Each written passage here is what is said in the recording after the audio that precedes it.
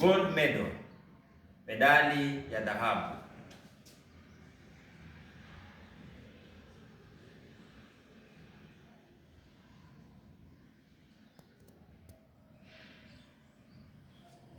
Silver medal, tunaita medali ya fedha.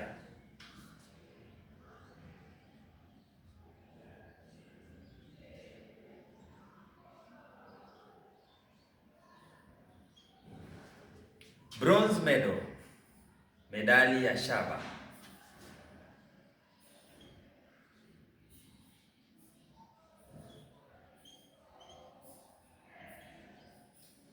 Kumbuka medali au medal pia unaweza ukaita nishani. Kwa hivyo nikisema nishani ya dhahabu au nishani ya fedha au nishani ya shaba, yote sawa. Podium ni jukwaa.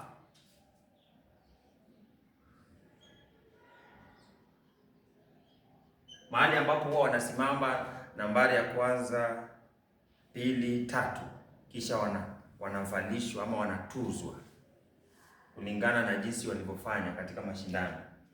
World record, rekodi ya dunia.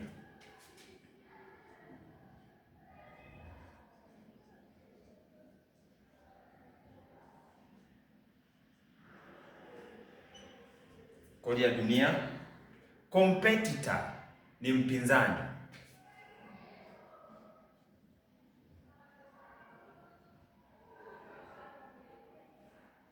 Mpinzani. Disqualification ni kuondolewa.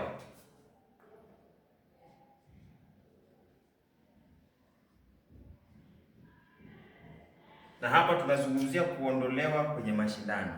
Labda umepatikana na hatia. Labda umepatikana na hatia fulani. Kwa hivyo unaondolewa kwenye mashindano au kinyang'anyiro. Doping ni kututumua misuli. Kumbuka ni dawa huwa zinatumika hapa. Kwa hivyo wewe umeongeza. Wewe hufanyi mambo kwa kawaida. Kuna kitu ambacho kinafanya umewashinda wenzako kwa sababu umedanganya, ni udanganyifu.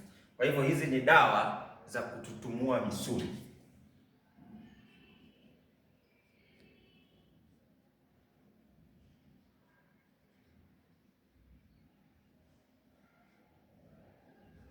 Wacha niweke kwenye mabano dawa.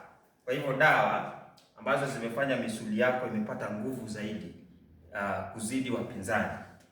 Ranking ni kuorodheshwa ama kuorodhesha.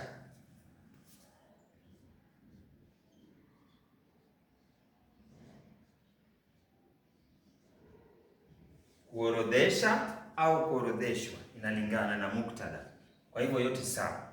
Hadi kufikia pale, mtazamaji, sina la ziada. Kama kawaida, nawashukuru sana kwa kuzidi kukipenda Kiswahili, kukienzi Kiswahili, na tunasaidiana kwa mawazo.